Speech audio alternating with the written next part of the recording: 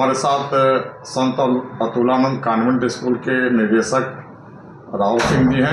सबसे पहले भारत 24 पर आपका हृदय तल से स्वागत है। नमस्कार। और देखिए, ये मैं जानना चाहता हूँ कि चूँकि आप एक शिक्षाविद हैं और कोई भी क्षेत्र जो है वर्तमान दौर में राजनीति से अछूता नहीं है और आप एक भारत के नागरिक हैं, सजग नागरिक हैं, तो ये बताइए कि सारे राजनीतिक दल 2024 को लेकर के बड़े सतर्क होकर के तैयारियों में जुट गए हैं, तो क्या लगता है 2024 का क्या परिणाम रहेगा आपकी नज़र में? देखिए, परिणाम तो बड़ा स्पष्ट है। जिस तरह से ये जो अभी सॉल्यूशन बना है, जिसका नाम INDIA है, तो जिनको आप कल को पापी कह रहे थे, जिनको आप देशद्रोही कह रहे थे, जिनको आप जेल में भेज रहे थे, जिनके कृत्यों से परेशान थे, जिनके ऊपर यहाँ तक कि आप कहते थे कि इनका परिवार तो हमारा मर्डर करवा देगा, इस तरह का आरोप लगाने वाले लोग सब आपस में मिल गए हैं। तो आपको इसी समझ में आ रहा होगा कि पांडवों के अगेंस्ट कौरव खड़े हो गए हैं। इससे अधिक मैं कुछ नहीं कहूँगा। जीत तो धर्म की होगी। जो राजनीति करेगा वो नहीं जीतेगा। अब हमारे देश के नागरिक जागरूक हो गए, अब राष्ट्रनीति करनी पड़ेगी। राजनीति से काम नहीं चलने वाला है। आप जिसको गाली देते थे उसके साथ मिल जा रहे हैं और जातिगत जनगणना की बात कर रहे हैं। क्या मैं, आप या कोई भी ये सोच के कभी गए कि नहीं किस जाति के डॉक्टर को दिखाने जा रहे हैं, किस जाति के व्यक्ति का ब्लड चढ़ रहा है मुझे, जब मुझे O पॉजिटिव चाहिए तो चाहिए, मरते समय तो आप नहीं सोचते ये बात। अच्छा, एक चीज़ बताइए कि आपकी नज़र में 2024 में कौन PM बनने जा रहा है? हमारे लिए तो मैं तो चाहूँगा कि जब तक मैं जीवित रहूँ PM नरेंद्र दामोदर दास मोदी ही बने। वजह क्या है उसके कारण बता देता हूँ मैं, कि उस व्यक्ति ने हमारे देश का सम्मान बढ़ाया है। उस व्यक्ति ने हो सकता है कुछ लोगों को उनकी चीज़ें ना पसंद आती हो, कोई कार्य पसंद ना आता हो। मैं ये नहीं, सबकी इच्छा को कंट्रोल नहीं करना चाहते हैं, लेकिन मैं अपनी इच्छा को जाहिर करने के लिए तो स्वतंत्र हूँ। इसके जो भी परिणाम हो उसके भुगतने के लिए तैयार हूँ। हिंदुत्व की बात नहीं करता है, केवल आप राष्ट्र के विकास की बात करिए। आप बनारस को देखिए, जिस बनारस में मैं भी कल आ रहा था BHU के पीछे से चितईपुर होते हुए जो सड़क आती है, 20 साल से 25 साल से हम लोग सड़क पे जा रहे थे, चलना मुश्किल था। आज कैसे आप फर्राटे भर रहे हैं? सड़क तो वही है, जगह तो वही है, कैसे आप सारे जगह विकास आपको दिख रहा है? पूरा काशी परिवर्तित हो गया है। किस तरह से लोगों को ये परिवर्तन दिख रहे हैं पूरे देश में, यही नहीं पूरे देश में परिवर्तन दिख रहा है। हमारी चाहे हवाई जहाज़ की संख्या हो, चाहे ट्रेनों के क्वालिटी और संचालन की बात हो, चाहे लॉ एंड ऑर्डर की बात हो, या अन्य इंफ्रा डेवलपमेंट की बात हो, ऑनलाइन चीज़ों को किया जाना, केंद्र सरकार के करप्शन में कमी आना, मतलब मेरे पास इतने पॉइंट हैं कि मैं आपको बता नहीं सकता। इकोनॉमिस्ट तो मैं हूँ नहीं, लेकिन भारत की इकोनॉमी बूम कर रही है, इसको कहते हैं बूम करना। और अभी लोग रोज़गार का हल्ला मचाते हैं, बेरोज़गारी। आप ये नहीं सोचते कि रोज़ आबादी बढ़ रही है। आबादी पे कंट्रोल, मैं ये ज़रूर कहूँगा, आज मैं बहुत छोटा व्यक्ति हूँ उसको कहने के लिए, लेकिन वो एक आबादी को कंट्रोल करने के लिए माननीय प्रधानमंत्री जी कोई कड़ा कदम उठाएं, भले ही 2024 में चुनाव जीतने के बाद उठाएं, लेकिन अगर आबादी इस देश की कंट्रोल नहीं होगी तो हमारा देश गर्त में चला जाएगा, सारा विकास कम पड़ जाएगा। राशन केवल हमको मिलेगा खाने के लिए, क्योंकि हमारे अन्नदाता बहुत मेहनत करते हैं, किसान पैदा कर रहे हैं अन्न को। इसके अलावा और रहने के लिए जगह नहीं रहेगी हमारे देश में। हमारे साथ ट्राइडेंट सेवा समिति ट्रस्ट के अध्यक्ष और संयोजक रमन तिवारी जी हैं। आपका भारत 24 चैनल पे बहुत बहुत स्वागत। और ये बताइए भाई साहब कि सारे राजनीतिक दल लोकसभा 2024 के लिए तैयारियों में जुट रहे हैं, तो आपको क्या लग रहा है कि 2024 में किसकी सरकार बनने जा रही है? धन्यवाद भाई साहब। मेरे विचार से भारतीय जनता पार्टी अभी सबसे प्रमुख दावेदार है। उनका कार्य दिखता है, चाहे वो सड़क का कार्य हो या एजुकेशन का या हेल्थ का कार्य हो, वो सारा कार्य दिखता है। और सबसे बड़ी बात है कि सनातन संस्कृति के लिए भी उन्होंने काम किया है। अच्छा, अभी बताइए कि आपको अमेरिका की नागरिकता भी मिल गई है, तो आप अमेरिका में भी रहते हैं वहाँ पे, तो भारत में अमेरिका की नज़र में भारत का क्या स्वरूप है इधर 8-9 सालों से? पिछले कुछ वर्षों से अमेरिकन्स जो है इंडिया को बहुत अच्छी निगाहों से देखते हैं। जो लोकल निवासी हैं, जैसे हम लोग पहले जो है वो इंडियंस को सिर्फ एक चीप लेबर की तरह दिखते थे। जब से मोदी जी का कार्यकाल आया है और जब से इंडिया का विकास पूरे विश्व में दिख रहा है, तब से डेफिनेटली कुछ ना कुछ देखने का नज़रिया बदला है, सोच बदली है। सोच बदली है। और एनआरआईज जो है वो सब कॉन्फिडेंट फील कर रहे हैं, जो विदेशों में रहते हैं, उनको इंडिया के जो इमेज के विषय में अब कोई चिंता नहीं है। तो अच्छा ये बताइए, बनारस के विकास को आप किस रूप में देखते हैं? बनारस का विकास ऊपरी तरीके से तो बहुत अच्छा है, अंदरूनी तो मैं अभी इस वक्त कुछ कह नहीं सकता, क्योंकि अंदरूनी जो हालात हैं वो यहाँ के लोग जो ज़्यादा हमसे ज़्यादा समय यहाँ रहे हैं वो बता पाएंगे। लेकिन बाहर जो लोग tourist as a tourist point of view से तो काफ़ी विकास दिखता है। अच्छा ये बताएं कि 2024 में कौन प्रधानमंत्री बनने जा रहा है? देखिए, प्रधानमंत्री का तो 1 से 10 तक दावेदारी सिर्फ जो है नरेंद्र मोदी की है। फर्स्ट चॉइस से लेकर 10th चॉइस तक वही दिखते हैं। मोदी जी प्रधानमंत्री मोदी जी दिखते भी हैं और होना भी चाहिए, क्योंकि जो लीडरशिप मोदी जी के से मिली है वो अद्भुत है। वो एक तरीके का वैक्यूम था और मोदी जी ने उसको भरा है और उनका कार्य दिखता है।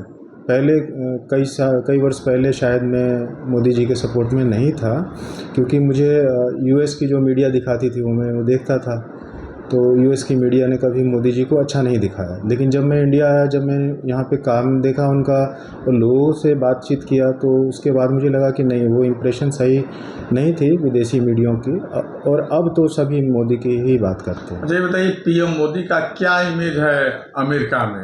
आप बेहतर बता पाएंगे, क्योंकि आप वहाँ की नागरिकता लिए हुए हैं जी। तो क्या इमेज है भारतीय प्रधानमंत्री की अमेरिका में? देखिए, प्रधानमंत्री मोदी जी को अब लोग ये जानने लगे हैं कि बहुत ही लोकप्रिय नेता हैं इंडिया एंड अब्रॉड।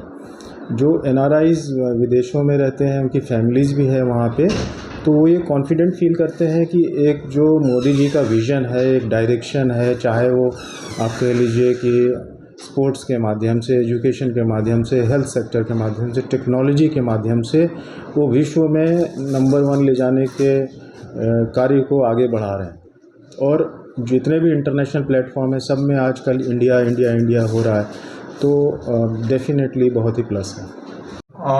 भाई साहब ये बताइए कि क्या स्थिति रहेगी 2024 के लोकसभा चुनाव में?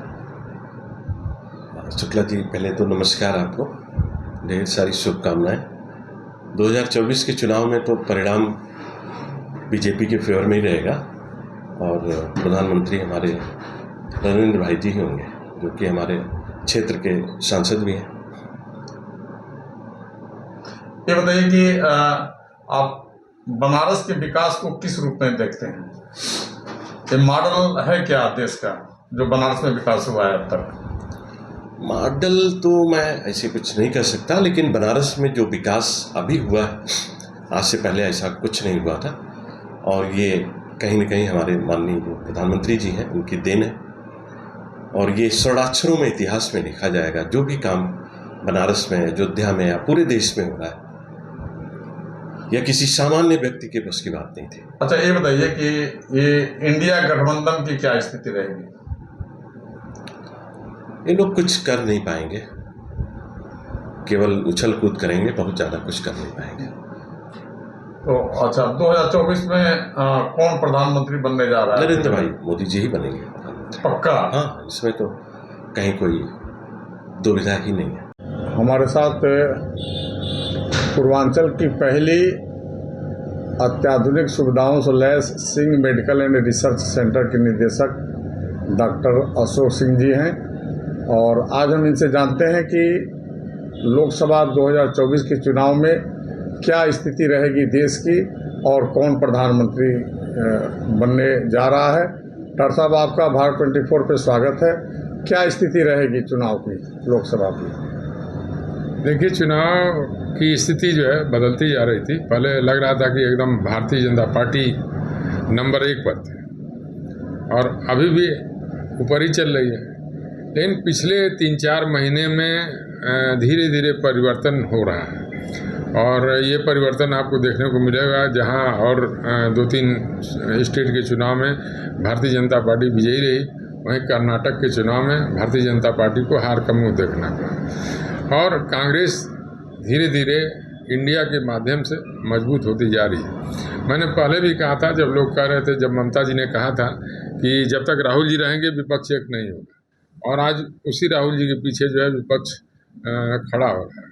एक भारत यात्रा के बाद थोड़ा माहौल चेंज हुआ है, और उसमें हमें लगता है घूमने फिरने, लोगों से बात करने के बाद, लोगों के बीच चलने के बाद उनको भी समझ में कुछ राजनीति यहाँ की आ गई है, और कुछ सामाजिक लोगों से भी वो जुड़े हैं।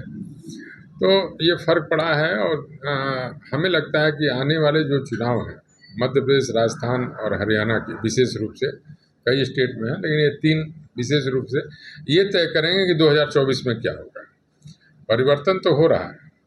परिवर्तन ये हो रहा है कि आदमी महंगाई से त्रस्त है, बेरोजगारी भी काफ़ी है, अभी उतना दूर काफ़ी सरकार ने किया है, लेकिन अभी भी बहुत कमी है। लेकिन महंगाई बहुत ज़्यादा है, जिससे ध्यान बटाने के लिए कभी आरक्षण का मुद्दा उठाया जा रहा है, कभी जात का मुद्दा उठा रहा है, जातिगत गणना का मुद्दा उठाया जा रहा है। ये सब चीज़ें ऐसी हैं ना जो ध्यान बटाने के लिए है, तो असली मुद्दे पर कोई बात नहीं करना चाहता। ये आदमी को क्या चाहिए, रहने के लिए जो है छत ऊपर चाहिए, और पहनने के लिए कपड़ा चाहिए, और खाने के लिए भोजन चाहिए। तो उसके इंतज़ाम के लिए जो है प्रयास करना चाहिए कि उस मुद्दे पर बात हो कि महंगाई कहाँ थी और महंगाई कहाँ पहुंच गई। कल सिलेंडर कितने में मिलता था, आज कितने में मिल रहा है। आम आदमी, सरकार क्या कर रही है, लाभार्थी योजना का लाभ पहुंचा रही है, लेकिन ये भी जो है कहीं न कहीं वोट से जुड़ा हुआ है।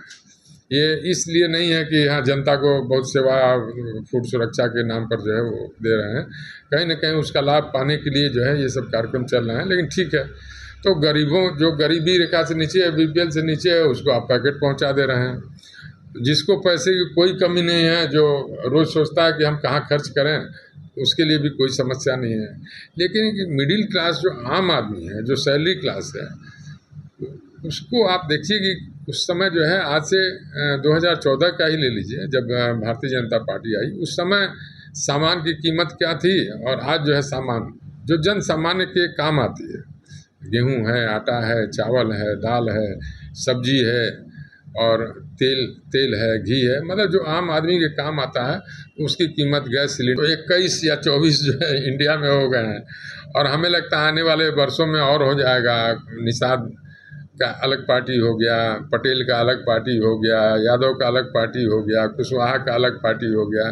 तो हमें लगता है कि हर जाति की एक पार्टी हो जाएगी, और आने वाले 10-20 साल में इसी तरह से ये लोग राजनीति करते रहे, तो आने वाले 10-20 साल में ऐसा हो जाएगा कि जब सरकार बनेगी तो उसमें पता चला कि 50-60 जातियों के लोग जो है रिप्रेजेंट कर रहे हैं। तो इन चीज़ों को छोड़ के हमें लगता है कि राष्ट्रीय मुद्दे पर, आम आदमी के मुद्दे पर यदि चुनाव लड़ा जाए तो वो ज़्यादा अच्छा होगा। आने वाला चुनाव 2024 संघर्षपूर्ण होगा। हम ये नहीं कहते कि क्या होगा, लेकिन संघर्षपूर्ण होगा। जो लोग सोच रहे थे कि एक तरफा चुनाव जैसे हुआ करता था, अभी 2 चुनाव जो एक तरफा हुए, एक तरफा नहीं होगा। इंडिया भी मजबूती से लड़ेगी। अब ये अलग है कि उस समय परिस्थितियाँ क्या बनती हैं। ये तो चुनाव के बाद थोड़ा सा परिस्थिति बदलेगा, और लोकसभा चुनाव से 2 महीना पहले स्थिति एकदम साफ हो जाएगी कि चुनाव में जो है क्या होने जा रहा है। डॉक्टर साहब, आप जो है देख रहे हैं कि सरकार बनारस के विकास को मॉडल के रूप में पेश कर रही है, तो क्या लगता है कि बनारस का विकास कितना हुआ है और कितना होना भी बाकी है? देखिए, काशी का जैसा विकास होना चाहिए था, मोदी जी के आने के पहले तक उस तरह से विकास हुआ नहीं। लोग कहेंगे कि डॉक्टर साहब राजनीतिक रूप से बात कर रहे हैं, ये राजनीति नहीं है। आप खुद ही, जो लोग रह रहे हैं वो खुद ही महसूस कर रहे हैं कि 2014 से पहले बनारस में क्या स्थिति थी, बनारस और उसके आसपास क्या स्थिति थी, और आज जो है क्या स्थिति है। मोदी जी के आने के बाद निश्चित रूप से गंगा का जो स्वच्छता का अभियान था, प्लस जो है रोड और बेसिक चीज़ें जो चाहिए थी, रोड वगैरह और इंफ्रास्ट्रक्चर वगैरह जो चाहिए था, पानी, सीवर लाइन, बिजली वगैरह आप देख ही रहे हैं, तार लटके रहते थे, अंडरग्राउंड सब हो गया है। मतलब 50,000 करोड़ रुपया जो है इस समय खर्चा हुआ है, और वो स्वरूप बदल गया है। आज 80,000 जो आते थे, 80 लाख पर तक की रिपोर्टिंग है कि 8 करोड़ लोग जो है आ चुके हैं। काशी विश्वनाथ की वजह से जो है पूरे वर्ल्ड से जो है लोग यहाँ विजिट करने के लिए आ रहे हैं। सबको उससे फ़ायदा है, सारे लोगों को बिजनेस मिल रहा है। तो इसका लाभ जो है मोदी जी के आने के बाद जो है बहुत मिला है और काशी का विकास हुआ है।